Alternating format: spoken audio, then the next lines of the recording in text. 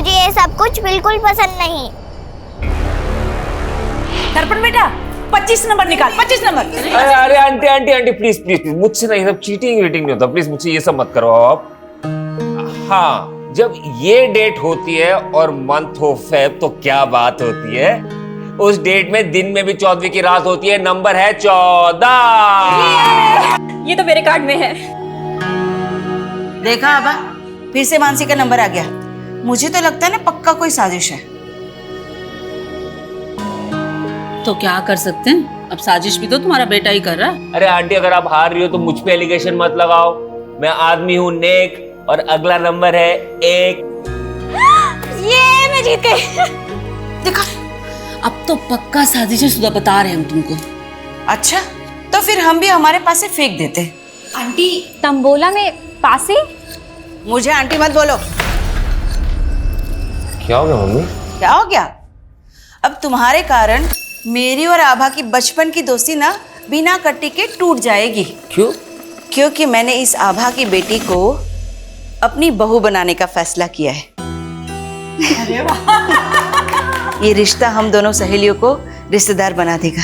क्यों, बनोगी ना हमारे घर की बहू?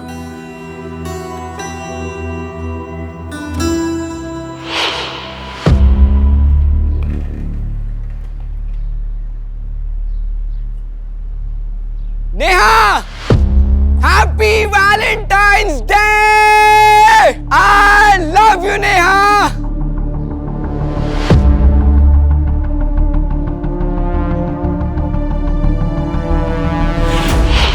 अपनी एंगेजमेंट की सारी पिक्चर्स परफेक्टली पोज्ड है ना?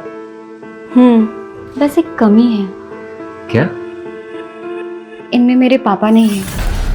काश वो होते तो। तुम अपने पापा को बहुत मिस करती हो ना? उन्हीं का ड्रीम था कि मैं आईएएस करूं। दर्पण, क्या हम शादी पोस्टपोन नहीं कर सकते? शादी के सेरेमनीज के बीच में मैं एग्जाम की तैयारी कैसे कर पाऊंगी? आई अंडरस्टैंड मानसी, लेकिन मम्मी का ये कहना है कि ये परफेक्ट मुहूर्त है शादी के लिए। देखो, हम दोनों मिलके ना कुछ एक अरेंजमेंट। भैया आपसे I'm sorry, मुझे नहीं पता था भाभी आप यहाँ हो। कोई बात नहीं, मैं तुम्हें कॉल करती हूँ। बाय दीपक। बाय। क्या बात है?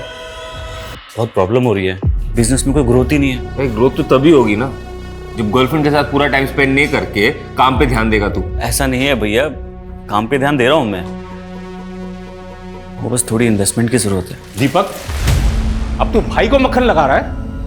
मैं ऑलरेडी इतना इन्वेस्टमेंट कर चुका हूं तेरे धंधे में, 25% भी उसका रिटर्न नहीं आया है। पर रिटर्न आएगा, थोड़ा टाइम लगता है ना, और इस बार थोड़ी इन्वेस्टमेंट की जरूरत है, बस 5 लाख रुपए चाहिए। 5 लाख? 5 लाख रुपए कहाँ से आएंगे? हाँ, अरे पता है ना तेरे भाई की शादी है, कितने खर्चे लगेंगे उसमें? माँ शादी है तो दहेज भी मिलेगा ना। और मानसी भाभी के घर वाले 5 लाख रुपए नहीं दे सकते। ये दीपक क्या बकवास कर रहा है? तू बोलना क्या चाह रहा है? मानसी की फैमिली से भी हम लोग दहेज लेंगे? भैया मेरा वो मतलब नहीं। एकदम निकम्मा है तू। हम लोगों का नाम डुबाना चाहता है क्या? हाँ मैं ही डूब रहा हूं आप लोग का नाम ना यहाँ पे, और भैया बहुत रोशन कर रहा है आप लोग का नाम। कराओ इनकी शादी और देखो मेरी बर्बादी। ये लड़का पता नहीं कब सुधरेगा।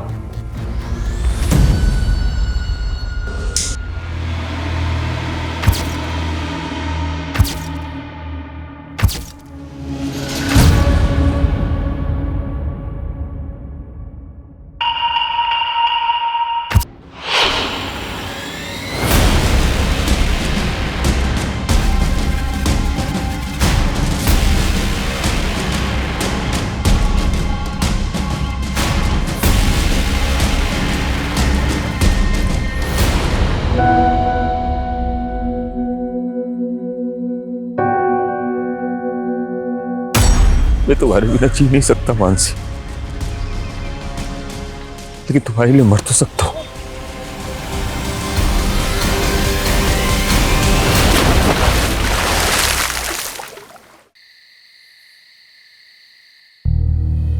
क्या हुआ दर्पण, तुम पूरे सेरेमनी में इतने एक्साइटेड थे और अब तुम्हारा मुंह लटक गया?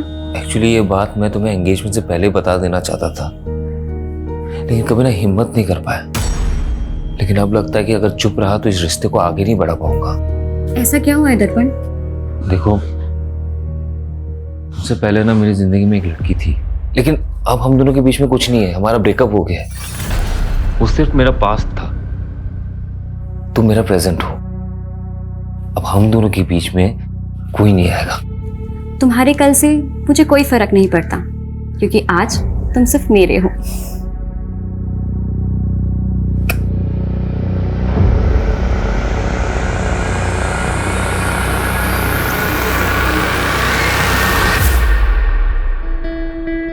अरे वाह, ये हुई ना बात। बहुत प्यारी लग रही हो, किसी की नजर ना लगे। थैंक्स मम्मी जी। अच्छा बेटा, तुम कोचिंग क्लास पढ़ाते हुए महीने का कितना कमा लेती हो? यही कोई 18,000।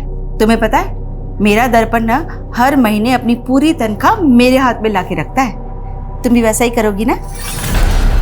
वो मैं आपको आधी सैलरी दे दूंगी।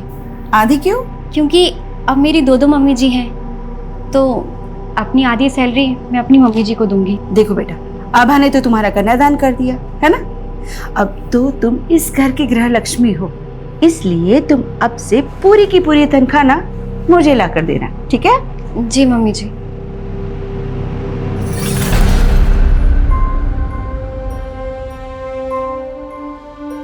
मानसी, मम्मी थोड़ी पुरानी ख्यालात की है, उन्हें तुम पॉजिटिवली लो।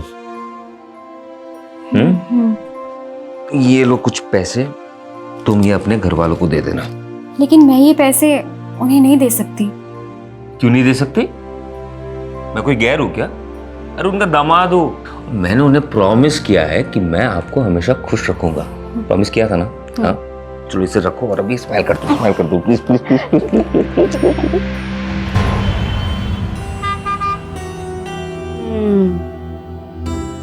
अच्छी है ना? आप जब भी मार्केट आते हो यहाँ पे चाय पीना जरूर आती हो, है ना? हाँ, और हम मानसी को भी लेकर आएंगे, उसे बहुत अच्छा लगेगा, है ना? जरूर लाएंगे।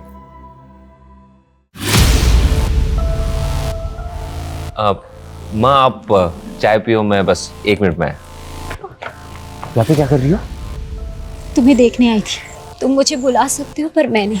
क्यों पीछा कर रही हो? तुम्हें पता है ना मैं शादीशुदा हूँ।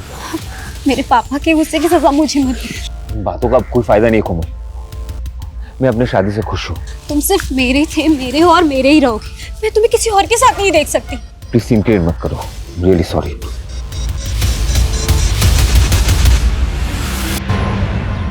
सर मैं यहाँ सालों से पूरी डेडिकेशन के साथ कोचिंग दे रही हूँ और आपने मेरी आधी सैलरी काट ली। देखो मानसी, तुमने अपनी शादी के लिए 10 दिन की छुट्टी ली थी, तब मैंने 1 पैसा नहीं काटा, लेकिन उसके बाद तुमने यूपीएससी एग्जाम के लिए और 15 दिन की छुट्टी ले ली। लेकिन सर ये छुट्टी तो आपने ही मुझे खुद दी थी और कहा था कि एग्जाम की तैयारी मैं अच्छे से करूँ। हाँ दी थी, क्योंकि मुझे लगा था कि तुम अच्छे रैंक से पास हो जाओगी तो यहाँ ज़्यादा से ज़्यादा स्टूडेंट्स आकर तुमसे पढ़ेंगे, लेकिन तुमने तो एग्जाम भी क्लियर नहीं किया। अब मेरा फ़ायदा नहीं होगा तो मैं तो पैसे काटूंगा ही ना। अरे मानसी, अपनी शादी में इनवाइट नहीं किया मुझे, अब तक नाराज हो? Naman please stop bothering me.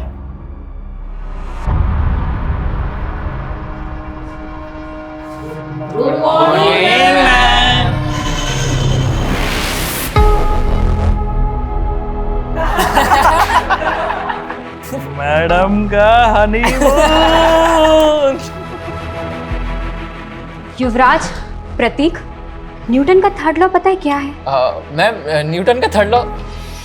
Newton का थर्ड लॉ है every action there is equal and opposite reaction. गंदा सोचोगे तो गंध ही मिलेगी। ये रहा तुम्हारा तोहफा और मुझे भी मेरा तोहफा मिल जाना चाहिए, समझे?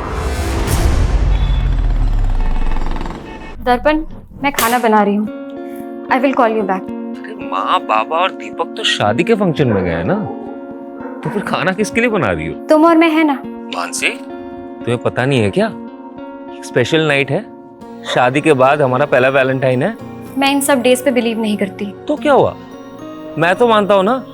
देखो, मैंने ना तुम्हारे लिए एक सरप्राइज प्लान किया। पर दर्पण,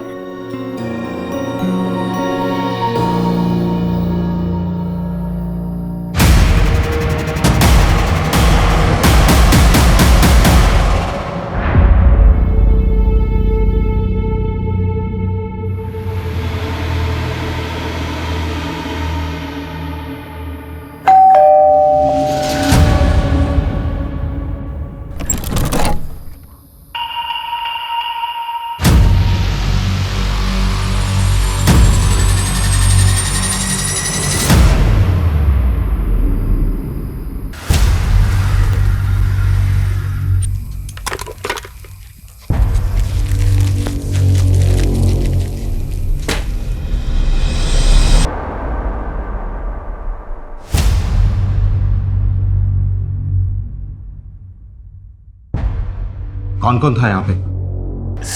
शादी के बाद ये हमारा पहला वैलेंटाइन था। मानसी, क्या हुआ? मानसी, क्या हुआ? पीछे हटिया। सर लगता है क्रिमिनल ये लॉक तोड़ के अंदर आए होंगे, क्योंकि लूट के भी निशान लग रहे हैं सर। कहीं किसी गैंग का काम तो नहीं सर ये? मानसी, मानसी,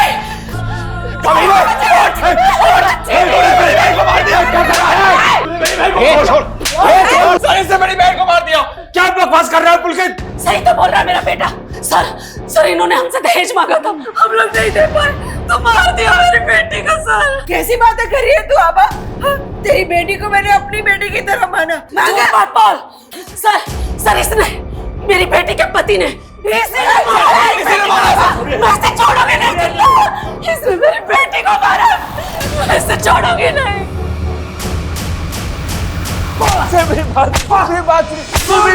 मैंने कुछ नहीं किया। जब मानसी का मर्डर हुआ तेरे अलावा घर पर कोई नहीं था। अब सच सच बोल, किसने मारा उसे? बोल। आप मुझे जितना मारना है आप मुझे मार लीजिए इंस्पेक्टर साहब, लेकिन ये मत कहिए कि मैंने उसे मारा है। सर इसके बाप ने इसकी जमानत करवा ली है।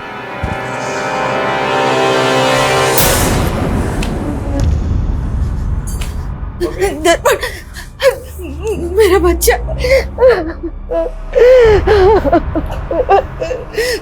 माँ फिक्र मत करो, मानसी के घर वाले कुछ नहीं कर पाएंगे। मेरी बात हुई है लॉयर से, वो सब संभाल लेगा।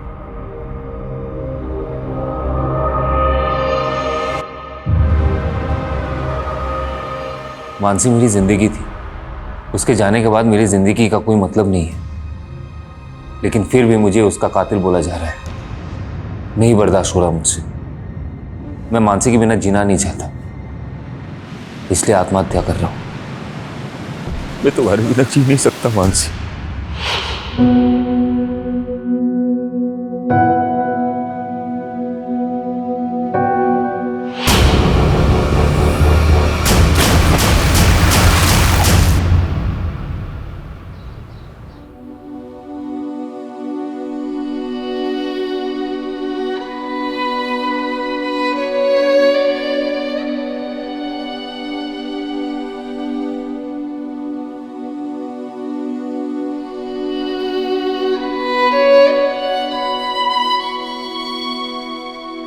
दस साल हो गए हैं जब से ये दोनों गए हैं ना, जैसे जीवन की खुशियां ही चली गई।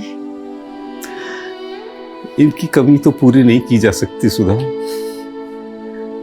लेकिन आज दीपक की सगाई है, उसकी खुशियों के लिए तो हमें जीना ही होगा ना।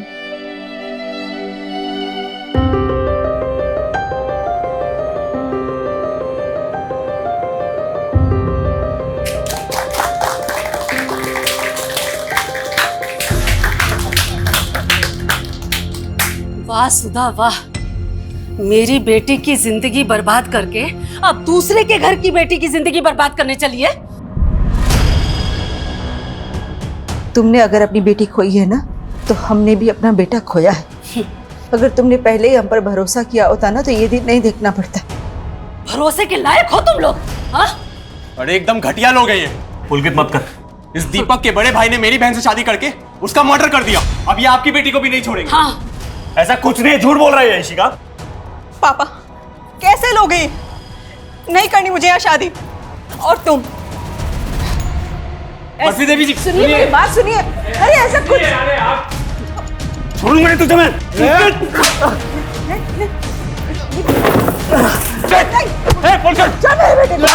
मेरे बेटे को मारा तूने। पुलिस बुलाओ। बस झगड़ा नहीं करना। बहुत हो गया पुलकित। दीपक क्या कर रहा है? दीपक क्या मसला है? सर, इस दीपक के भाई ने मेरी बहन को मारा था। बहन को मारा था? सर वो एक 10 साल पुराना केस था। हाँ, मेरे बेटे ने कुछ नहीं किया था। इनके झूठे आरोप है सारे। हमारे आरोप झूठे नहीं थे सर। एक मिनट। क्यों सर, सच्चाई भी ना बताएं? मेरी बेटे की वो लाश, आज भी सर मुझे वो दिन याद आता है। मेरा दिल सहम जाता है। हम भी सहम गए थे और मेरा बेटा भी। इनके झूठे आरोपों की वजह से मेरा बेटे ने आत्महत्या कर ली। आप दोनों के परिवारों के साथ जो कुछ भी हुआ है उसे हम समझ सकते हैं, लेकिन आप नहीं समझ सकते सर, हमें तो 10 साल से इंसाफ भी नहीं मिला। मैं उस केस को फिर से देखूंगा। अभी आप प्लीज यहां से जाइए, और तुम दोनों मारपीट करके कानून को हाथ में लेने की गलती मत करना। लेकिन sir please, I request you. चलिए लेके जाइए इनको। चलिए आप लोग। और आप लोग भी।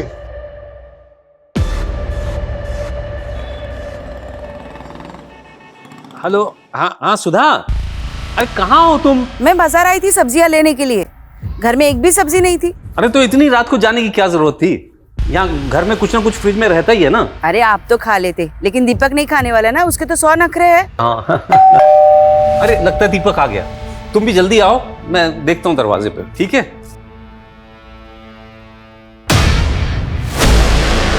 आज सुबह ना खीर बनाई है मैंने, आपकी सास को बहुत पसंद है ना, लेते जाइएगा उनके लिए। अरे हाँ दीदी, आपके हाथों की खीर की बहुत तारीफ करती है मेरी माँ जी। अच्छा, आज खिला भी दीजिएगा।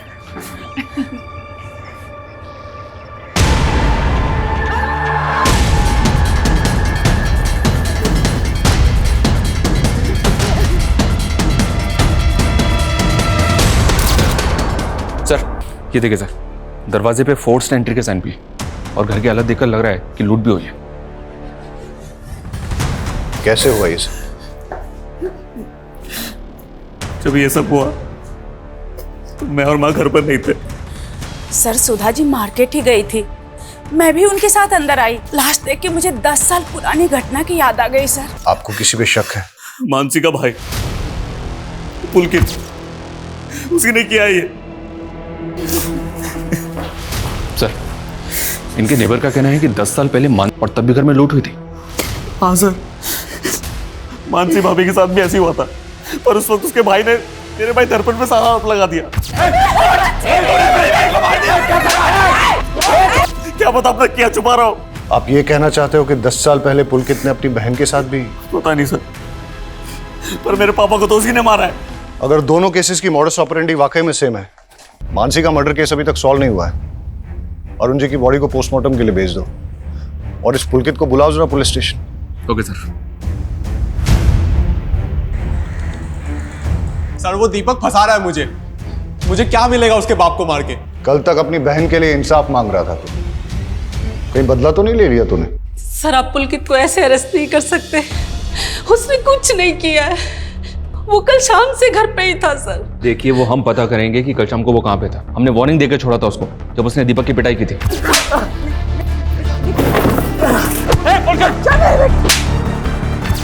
पर अब नहीं, अभी आप प्लीज यहाँ से जाइए और हमें अपना काम करने दीजिए। मानसी और अरुण के मर्डर की पोस्टमार्टम रिपोर्ट में काफी सिमिलैरिटीज हैं। दोनों केसेस में पीठ पे एक ही तरह से और एक ही तरह के चाकू से वार हुआ है, और दोनों ही मर्डर वेपन्स पे फिंगरप्रिंट्स नहीं है। मतलब साफ है सर, ये कातिल ने ग्लव्स पहन रखे हों। क्राइम सीन पे मेन लॉक को तोड़ा गया है, फिर लूट हुई है, लेकिन कोई भी अननोन फिंगरप्रिंट डिटेक्ट नहीं हुआ है। अच्छा सर, मानसी की ये काम किसी गैंग का हो सकता है, लेकिन ऐसे किसी गैंग का अभी तक पता चला नहीं है। और अरुण, दोनों ही केसेस में या तो क्रिमिनल एक ही है, या अगर अरुण का कत्ल किसी और ने भी किया है तो उसने मानसी के मर्डर केस का मॉडस ऑपरेंडी कॉपी किया है। लेकिन अरुण के केस में किसी ऐसे इंसान का पता नहीं चलता जिसकी अरुण के साथ या अरुण की फैमिली के साथ कोई रंजिश हो, सिवाय मानसी की फैमिली के। और ये पुलकित भी कुछ भी नहीं होगा। ये मानसी के मर्डर केस में दर्पण प्राइम सस्पेक्ट था, जिसने कि सुसाइड कर लिया था। मैं तुम्हारे बिना जी नहीं सकता मानसी। लेकिन उसके बाद पुलिस की सस्पेक्ट लिस्ट में एक कोमल नाम की लड़की थी, जो कि दर्पण की एक्स गर्लफ्रेंड थी। हाँ सर, लेकिन उस पर कोई आरोप साबित नहीं हुआ था। और सोचने वाली बात यह है कि 10 साल बाद वो अरुण का कत्ल क्यों करेंगे? अगर हमें अरुण के कत्ल और मानसी, तो हमें मानसी मर्डर केस के हर साक्ष्य से पूछताछ करनी होगी। मैंने एसीपी साहब से केस रीओपन करने की परमिशन ले ली है। तुम मानसी और दर्पण की फैमिली की सारी डिटेल्स निकालो, तब तक मैं इस कोमल से मिलके आता हूँ। सर दर्पण मेरा पास था और अब मैं किसी और की पत्नी हूँ। आप प्लीज़ पुरानी बातें करके मेरी मैरिड लाइफ डिस्टर्ब कर रहे हैं। अब ये एक डबल मर्डर केस है, इसलिए पूछताछ में आपको हमारा सहयोग करना ही होगा। सर मैं पहले ही सब कुछ बता चुकी हूँ। तो फिर से बता दीजिए, मानसी और दर्पण की शादी के बाद क्या आप कभी दर्पण से मिली? तुम्हें पता है ना मैं शादीशुदा हूँ। तुम सिर्फ मेरे थे, मेरे हो और मेरे ही रहोगे। मैं तुम्हें किसी और के साथ नहीं देख सकती। नहीं। 10 साल पहले वैलेंटाइन डे की रात को जब मानसी का मर्डर हुआ था, तब आप कहाँ थे? सर मुझे नहीं याद है, और मैं भला मानसी को क्यों मरवाऊंगी। ये रहा तुम्हारा तोहफा, और मुझे भी मेरा तोहफा मिल जाना चाहिए।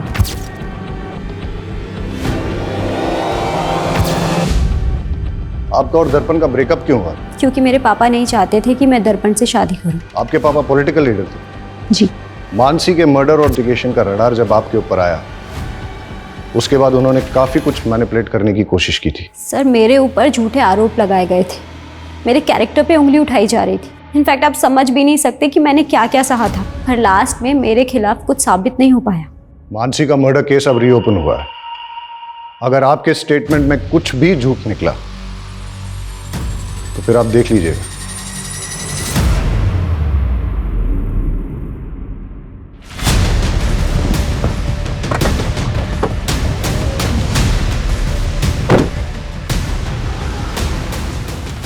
निशा जी, आप यहाँ क्यों आए हैं? तुम लोगों की वजह से पुलिस मेरी बेटी को परेशान कर रही है। अगर इन सब बातों की गाज मेरी पॉलिटिकल इमेज पर पड़ी तो मैं तुम लोगों को छोड़ूंगा नहीं। इसलिए कल मीडिया के सामने जाइए और ये कहिए कि इस केस का मेरा और मेरी बेटी से कोई संबंध नहीं है। आपको अपनी इमेज की पड़ी है और हम अपना बेटा और बहू खो करके चुप बैठ जाएं। अरुण जी, कहीं ऐसा ना हो बहू और बेटे के पास में पूरा खानदान पहुंच जाए।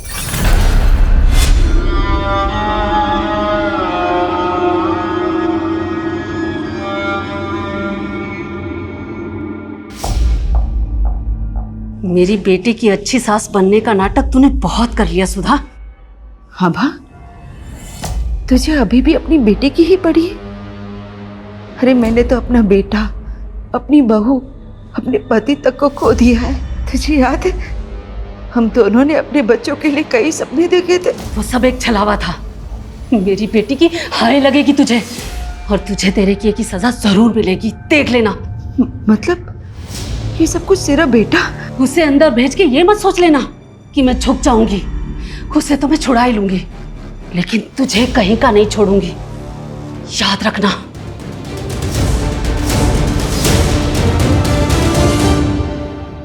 दस साल पहले पुलिस ने जब दर्पण को रिमांड पे लिया था तो उसने बयान दिया था कि मानसी जिस कोचिंग इंस्टीट्यूट में पढ़ाने जाया करती थी उसको लेकर वो काफी ज्यादा अपसेट थी।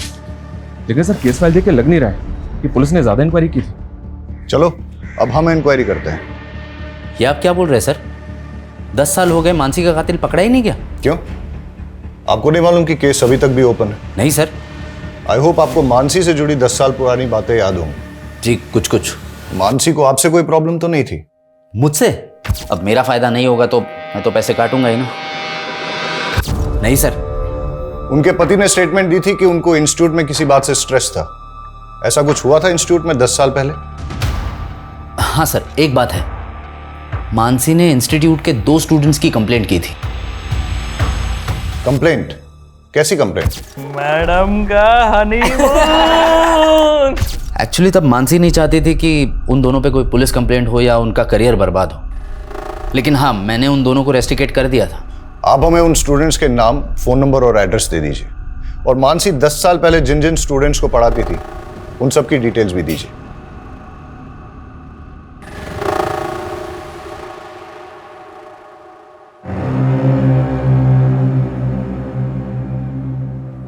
मम्मी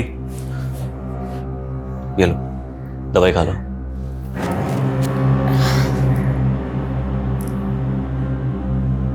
ये लो।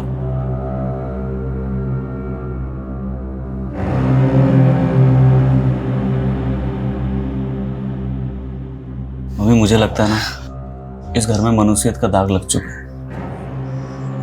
हम एक काम करते हैं, इस घर को बेच देते हैं और कहीं और जाके फिर से नई जिंदगी की शुरुआत करते हैं। Mummy mummy mummy mummy mummy अब ठीक?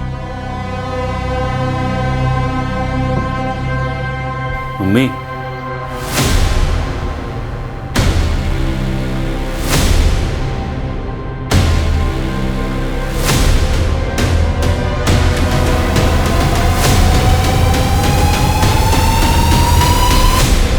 सर हम मानते हैं कि हम उस टाइम पे थोड़ा शरारती थे, लेकिन शरारती बालिग थे तुम।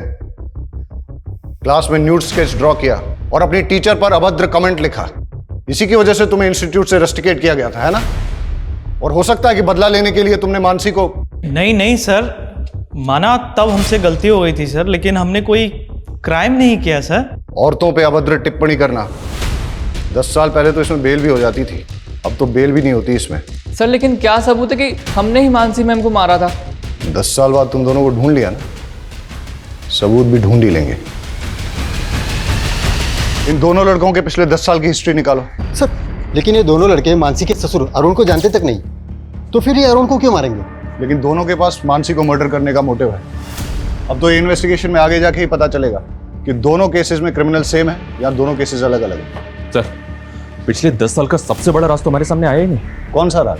मैंने इन दोनों फैमिलीज का पिछले 10 साल का ब्यौरा निकाला। मानसी की बहन श्रद्धा की शादी मानसी की मौत के महज 25 दिन के बाद हो गई थी। अक्सर लोग फैमिली मेंबर की डेथ के बाद तकरीबन 1 साल तक कोई मांगलिक कार्य करते नहीं है। लेकिन श्रद्धा की शादी का इस केस से क्या लेना देना? श्रद्धा के CDR में एक अनाथाश्रम का नंबर मिला सर, यहाँ श्रद्धा पिछले 10 साल से आ जा रही है। आश्रम में इंक्वायरी की तो पता चला कि श्रद्धा वहाँ मानसी की बेटी से मिलने जाती है। मानसी की बेटी? सर वो मानसी दीदी नहीं चाहती थी कि किसी को ये बात पता लगे। लेकिन इसके बारे में आपके माँ या भाई ने भी कभी कुछ ऐसा बताया नहीं हमें। सर उन्हें बदनामी का डर था, लेकिन सच बात तो ये है कि दर्पण जी से शादी करने से पहले ही दीदी ने उस लड़की को जन्म दिया था। लेकिन इस बात का उनके मर्डर से कोई लेना देना नहीं हो सकता। ये आप डिसाइड नहीं करेंगे, आप हमें सिर्फ इतना बताइए कि उस बच्ची का पिता कौन है। नमन झा, वो दीदी के साथ इंस्टीट्यूट में पढ़ाते थे। मेरे और मानसी की बेटी? क्या मजाक कर रहे हैं सर, हम दोनों तो सिर्फ कलीग्स थे, यहाँ तक कि दोस्त भी नहीं थे सर। कमाल है, फिर भी मानसी को लव लेटर्स और गिफ्ट्स भेजा करते थे। ये मानसी की बहन ने दिखाया है हमेशा। वो सर मैं मानसी को पसंद करता था, लेकिन प्यार सर एक तरफा था मेरा। फिर बच्चा कहाँ से आया? सर वही तो मैं बोल रहा हूँ, मेरे और मानसी के बीच फिजिकल रिलेशन था ही नहीं, तो बच्चा कहाँ से होगा? DNA टेस्ट करवाओ इसका।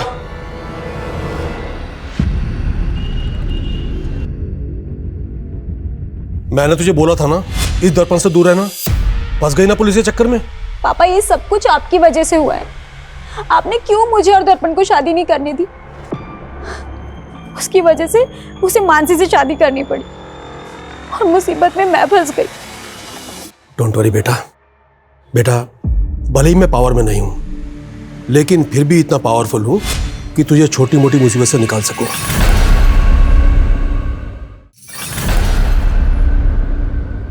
सरप्राइज। वाओ, तुम तो हमेशा मुझे सरप्राइज कर देते हो। तुम्हारा मंगलसूत्र कहाँ है? वो तो मैंने उतार दिया। तुम मुझसे मिलते हो ना तो मुझे गिल्ट लगता है कि मैं अपने हस्बैंड को धोखा दे रही हूँ। लेकिन क्या है कि तुम मंगलसूत्र में और सुंदर लगती हो। जाओ पहन के। क्या यार, तुम मुझसे प्यार करते हो मंगलसूत्र से? मुझे कुंवारी लड़कियां पसंद ही नहीं आती। जाओ पहन के आओ। अरे यार, मुझे नहीं पहनना मंगलसूत्र। मेरे साथ रहना है ना तो जो मैं बोलूं वो करना पड़ेगा। कहाँ है मंगलसूत्र?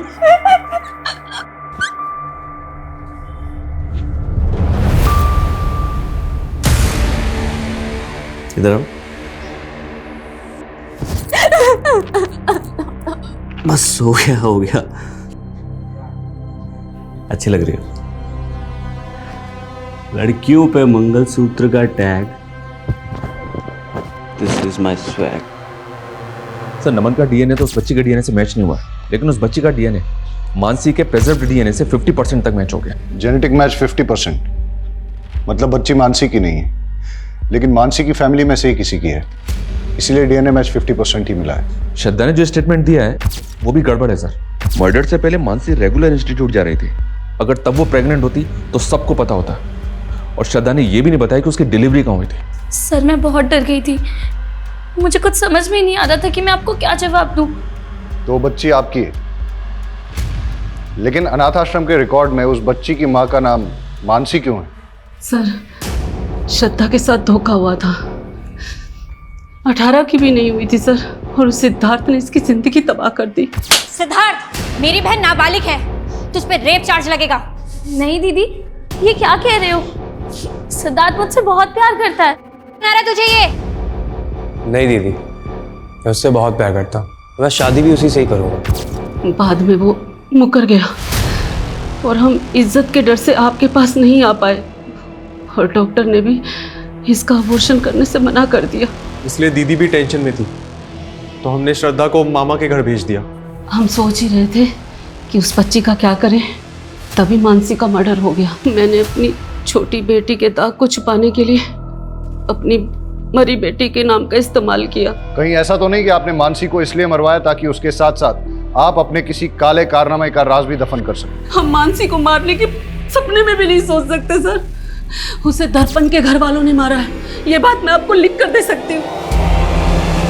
सर, ये मानसी मर्डर केस में इतने सारे सस्पेक्ट एक के बाद एक हमारे सामने आए, लेकिन मानसी के भाई बहन और माँ के अलावा।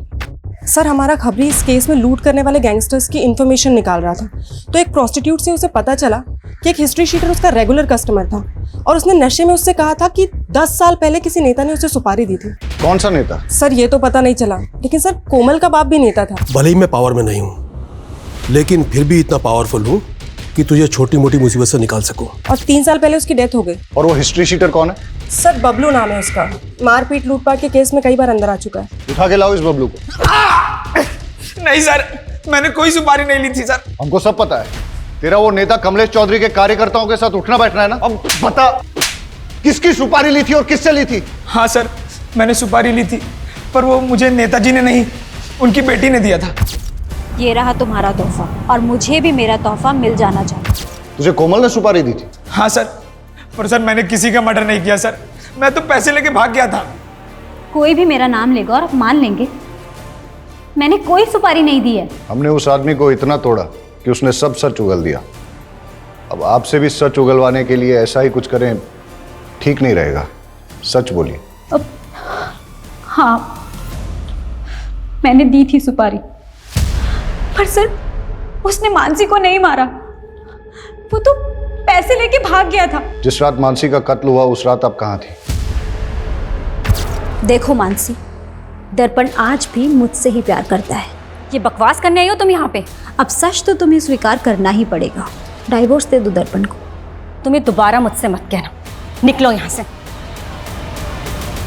लेकिन मैंने मानसी को नहीं मारा सर, मेरी गलती सिर्फ इतनी है कि मैंने दर्पण से प्यार किया। अगर आपने मानसी को नहीं मारा तो फिर किसने मारा है? सर, हमने अरुण की बीवी पे नजर रखी थी। वो अक्सर एक कैफे में जाती है, और अरुण की हत्या वाली रात भी वो उसी कैफे में थी। वहां की एक फुटेज मिली है, ये देखिए। लेकिन सुधा ने तो कहा था उस रात वो सब्जी खरीदने गई थी। मैं सब्जी लेने गई थी, फिर वहां से चाय पीने का मन किया तो चाय पीने चली गई। इसमें कोई हर्ज है क्या? हम बस कंफर्म कर रहे थे सुधा जी। सर, सुधा के सीडीआर के मुताबिक वो ज्यादा किसी को कॉल नहीं करती थी, लेकिन उसके सीडीआर में एक नंबर ऐसा है जिससे वो लगातार टच में थी। किसका नंबर है ये? सुधाकर यादव, आगरा का नंबर है ये। सुधाकर यादव, ये नाम कहीं सुना है मैंने।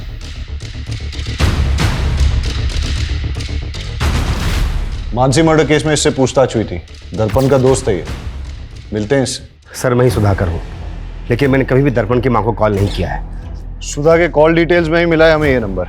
ये नंबर आप ही के नाम पे है ना? सर, मैंने कभी ये नंबर लिया ही नहीं है। ये नंबर आपके आईडी पे लिया गया है। आपने नहीं लिया तो किसने लिया है? सर, मुझे कुछ समझ में नहीं आ रहा है। आपने अपने ओरिजिनल डॉक्यूमेंट्स कभी किसी को दिए? यार दर्पण, पक्का मेरा काम हो जाएगा कृषि विभाग का। यार, मानसी के फादर भी कृषि विभाग में थे। मानसी को वहां पे सब लोग जानते हैं, मुझे नहीं लगता कोई प्रॉब्लम होगा। फिर मानसी भाभी का खून हो गया और दर्पण ने सुसाइड कर लिया। मैं तुम्हारे बिना जी नहीं सकता मानसी। मैंने दीपक से कई बार कहा कि मेरे ओरिजिनल डॉक्यूमेंट्स दर्पण के पास है, प्लीज़ मुझे ला के दे दो, लेकिन उसने कहा कि उसे डॉक्यूमेंट्स मिले ही नहीं।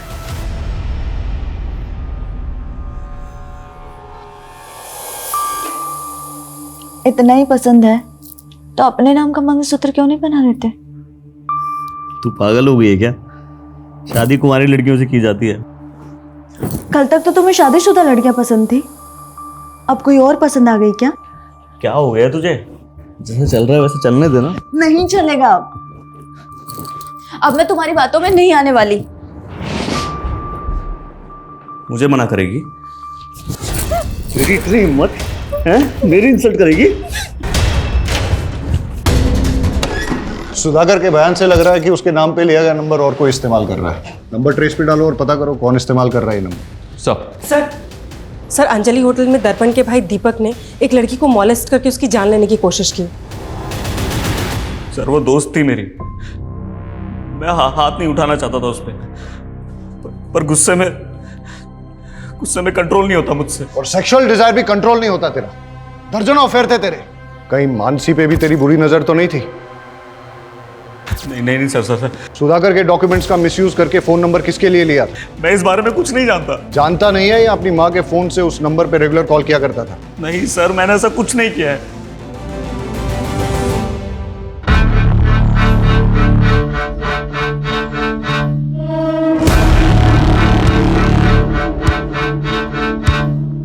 वेटर,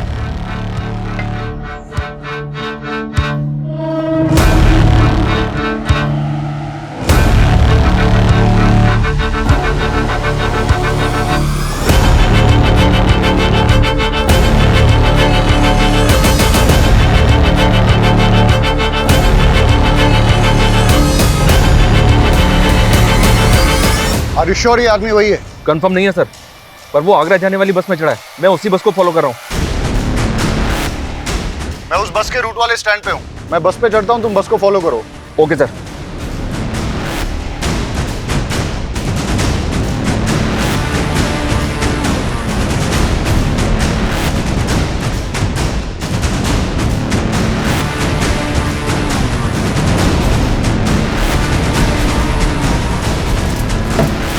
मुझे ऐसा लगता है मैंने आपको कहीं देखा है।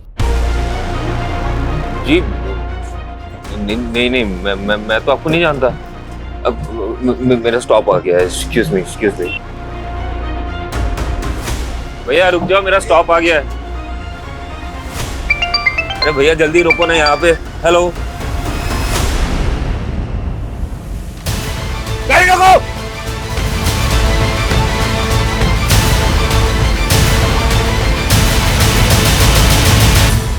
बहुत शातिर चाल चली तूने दर्पण। मानसी के मर्डर केस में तुझे फांसी ना हो जाए इसलिए अपना नाम और पहचान बदल ली। तेरी गर्लफ्रेंड कोमल ने हमें सब कुछ बता दिया है। सारे फसाद की जड़ तो वही है ना सर। मैं कोमल से बहुत प्यार करता था, उससे शादी करना चाहता था। मेरी माँ जब हमारे रिश्ता लेके उसके घर पे गई तो उसके बाप ने मेरी माँ की बहुत बेइज्जती की और ये मुझसे बर्दाश्त नहीं हुआ। तो मैंने कोमल को छोड़ के मानसी से शादी कर ली। लेकिन आए दिन कोमल मुझे ये एहसास दिलाती रही कि वो मुझसे कितना प्यार करती है। तुम मुझे बुला सकते हो पर मैंने मेरे पापा के गुस्से की सजा मुझे मिली। बचपन से काफी लड़कियों ने मेरी प्रपोजल ठुकराया सर। मुझे ये सब कुछ बिल्कुल पसंद नहीं। I love you, Neha. कोमल एक लौती थी जो मुझसे बहुत प्यार करती थी। वो मेरे लिए कुछ भी कर सकती थी और ये बात मेरे लिए बहुत बड़ी थी। मानसी को धोखा देके मैं कोमल से मिलने लगा।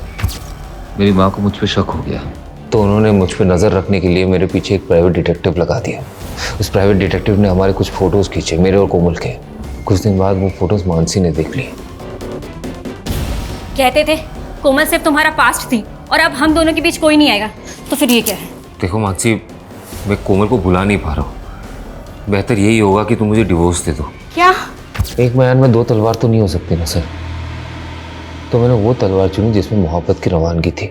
मेरी गलती सिर्फ इतनी थी सर कि मैंने दर्पण से प्यार किया और उसने मेरे लिए मानसी को मार दिया। सर जब मुझे ये बात पता चली तो मैं बहुत डर गई थी और मैंने उससे दूरी बना ली। मुझे पता था पुलिस एक दिन मुझे मानसी के कत्ल में सूली चढ़ाएगी, तो मैंने अपने कद काठी का एक भिखारी ढूंढा, उसे पैसों की लालच दी, उसे कपड़े दिए।